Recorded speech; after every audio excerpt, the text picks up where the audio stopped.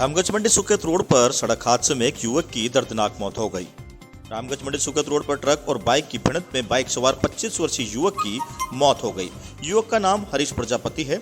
हरीश सातलखेड़ी सरकारी स्कूल में बाबू के पद पर कार्य करता था। वह आज सुबह सातलखेड़ी स्कूल जा रहा था, तभी उसकी बाइक को ट्रक ने टक्कर मार दी। हादसे में हरीश उछल कर गिर गया। ट्रक ने टायर के नीचे कुचल दिया, जिससे उसकी मौके पर ही दर्दनाक मौत हो गई। घटना के बाद ट्रक चालक मौके से फरार हो गया। मृतक रामगंज मंडी के पास ही गोविंदा गांव का रहने वाला था, जो कि कई सालों से रामगंज मंडी में राजनगर पेट्रोल पंप के पास रह रहा था। हरीश अपने परिवार का इकलौता लड़का था। वह अपने पीछे बूढ़ी मां, पत्नी व 2 मासूम बच्चे छोड़कर चला गया। पुलिस ने शव का पोस्टमार्टम कराकर शव परिजनों को सौंप दिया। वहीं मामला दर्ज कर ट्रक ड्राइवर की तलाश शुरू कर दी है। रामगंज मंडी से शाकिर खान की रिपोर्ट। कांग्रेस पर्यवेक्षक प्रहलाद जूरिया व राजेंद्र पाटोदा पहुंचे रामगंज मंडी। 40 वार्डों के लिए आए 281 आवेदन। रामगंज मंडी में नगर निकाय चुनाव की सरगर्मी अब तेज होने लगी है। मंगलवार को रामगंज मंडी ब्लॉक कांग्रेस कमेटी और नगर कांग्रेस कमेटी की पंजाबी धर्मशाला में बैठक का आयोजन हुआ, जिसमें जयपुर से आए कांग्रेस पर्यवेक्षक प्रहलाद जूरिया और राजेंद्र पाटोदा ने कांग्रेस पदाधिकारियों के साथ चर्चा की। वहीं पर्यवेक्षकों ने टिकट चाहने वाले दावेदारों को एक को बंद कमरे में बुलाकर चर्चा की। नगर निकाय चुनाव में पार्षदों का टिकट चाहने वालों की काफी भीड़ नजर आई व उम्मीदवारों में काफी उत्साह भी दिखाई दिया। रामगंज मंडी में 40 वार्डों के लिए 281 दावेदारों ने आवेदन किया है। पर्यवेक्षक प्रहलाद जूरिया ने कहा कि रामगंज मंडी में इस बार कांग्रेस का बोर्ड बनेगा। कांग्रेस में मतभेद के बारे में उन्होंने कहा कि मैंने सभी साथियों को एक साथ मिलकर काम करने को कहा और अब सब एक साथ मिलकर ही चुनाव लड़ेंगे। किसी में कोई मतभेद नहीं है। वहीं वरिष्ठ कांग्रेसी हुकुम बापना ने कहा कि कांग्रेस उसी प्रत्याशी को टिकट देगा जो कांग्रेस की रीति नीति में विश्वास रखता हो, कांग्रेस के सिद्धांतों पर विश्वास रखता है और जो कि जिताऊ को ही बिकाऊ नहीं हो, जिसकी आस्था सदैव कांग्रेस के प्रति रहे। आपको बता दें कि नगर निकाय चुनाव में आवेदन लेने की प्रक्रिया सोमवार 23 तारीख से शुरू हो गई है, जो कि 27 नवंबर तक आवेदन जमा किए जा सकेंगे।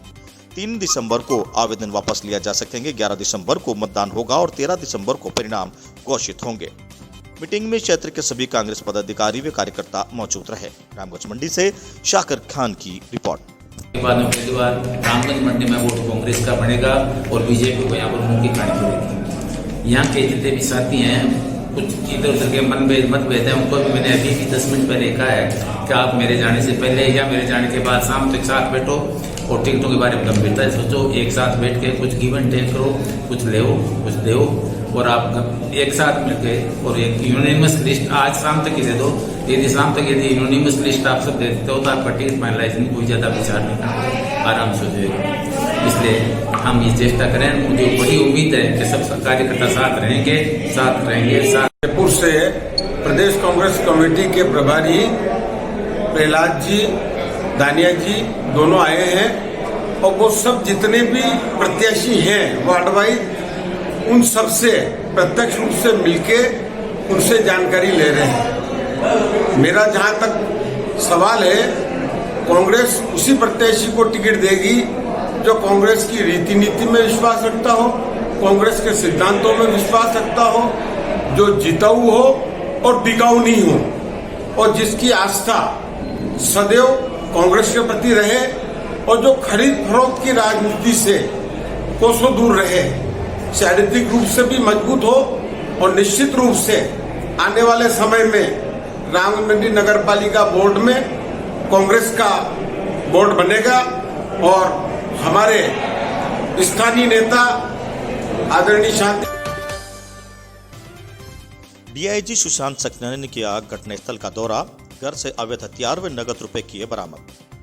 पुलिस प्रशासन द्वारा विगत दिनों सीतामऊ के टीआई अमित सोनी द्वारा फरार बदमाश अमजद लाला को बेलारी गांव में पकड़ने गए थे। इस दौरान अमजद लाला द्वारा टीआई अमित सोनी पर फायरिंग कर फरार हो गया था, जिसको लेकर सोमवार को प्रशासन द्वारा अमजद लाला पठान को अवैध संपत्ति को भी जमींदोज किया गया। इस मामले में रतलाम रेंज के डीआईजी सुशांत सक्सेना ने घटनास्थल का दौरा किया तो फरार आरोपी पर 20,000 से बढ़ाकर 50,000 रुपए का इनाम घोषित किया गया। पुलिस ने प्राप्त जानकारी के अनुसार पुलिस की तफ्तीश में अमजद लाला के घर से अवैध हथियार व एक बड़ी मात्रा में नगद रुपए बरामद हुए। इस दौरान संपूर्ण जिले का पुलिस बल वहां मौजूद था। मंदसौर से ब्यूरो लीडर पंकज निडर की रिपोर्ट। तत्काल ही हमने जो है इसको पकड़ने के लिए 6 पार्टियां बनाई हैं और जगह जगह हमने जहां सूचना मिली है वहां पे दबिशें दी हैं। अभी ये फरार हैं और उम्मीद है कि हम शीघ्र इन्हें गिरफ्तार कर लेंगे।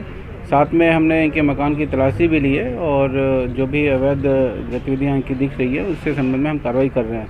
एक चंदन चोरी का प्रकरण भी पंजीबद्ध किया गया, आर्म्स एक्ट का भी अपराध पंजीबद्ध किया गया है।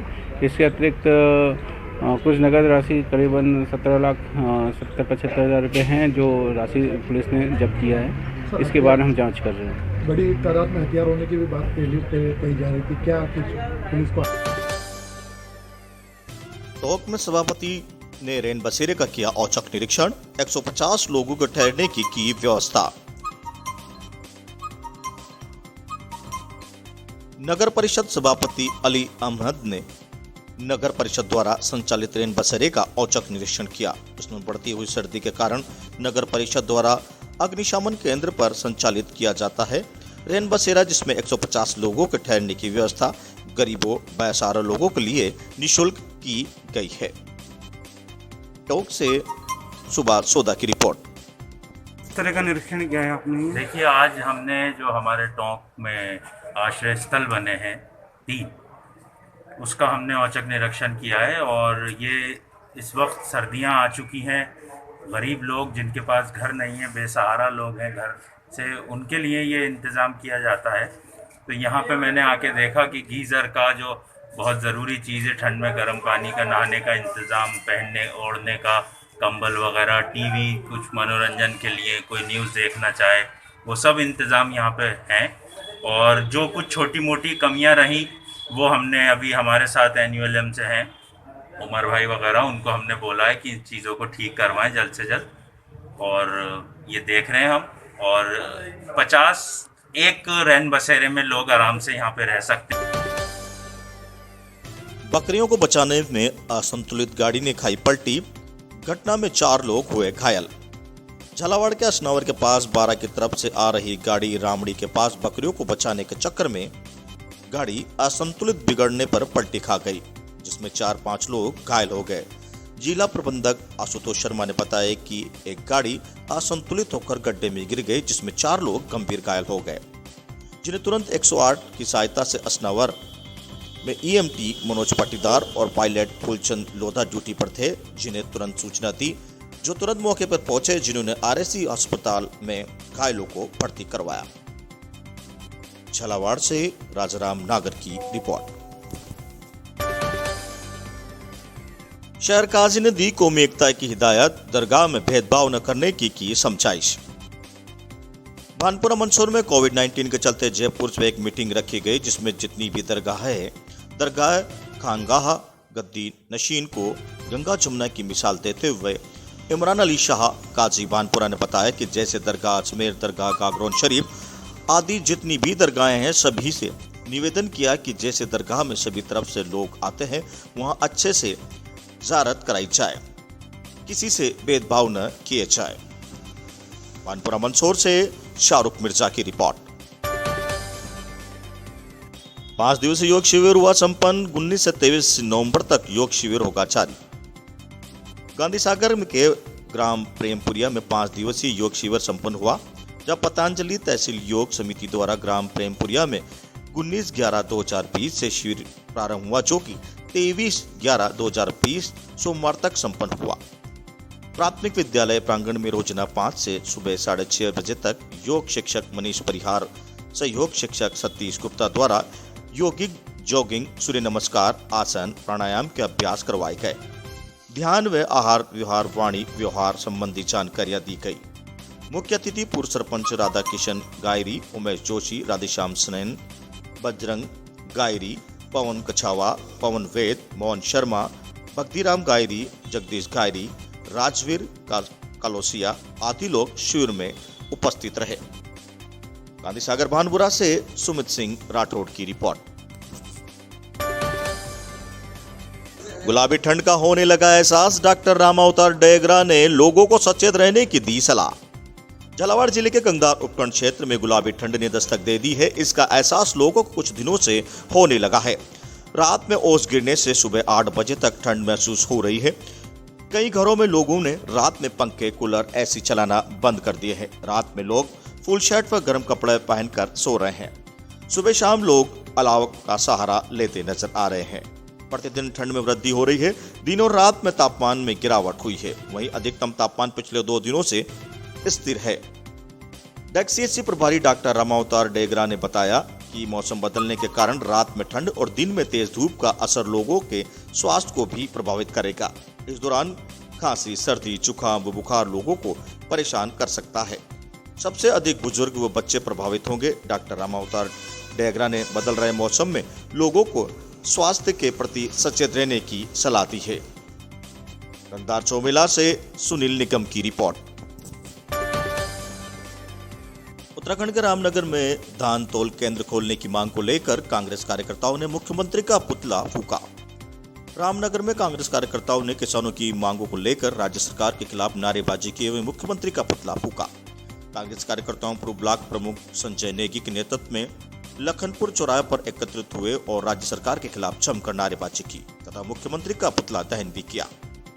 पूर्व ब्लॉक प्रमुख संजय नेगी ने कहा कि राज्य की भाजपा सरकार किसान विरोधी सरकार है। किसानों के लिए बनाए गए धान तौल केंद्रों पर बंद कर दिया गया है, जबकि किसानों का 50% तक का धान अभी भी खेतों व घरों के बाहर खड़े ट्रैक्टर ट्रालियों में पड़ा है। उन्होंने कहा कि पूर्व में किसानों ने जो धान तौल खोले गए थे उनका भुगतान भी अभी तक राज्य सरकार के द्वारा नहीं किया गया है। उन्होंने कहा कि हमारी मांग है कि राज्य सरकार जल्द किसानों के धान का भुगतान करे और बंद तौल केंद्रों को भी जल्द से जल्द खोले जाए। रामनगर उत्तराखंड से वीरेंद्र रावत की रिपोर्ट।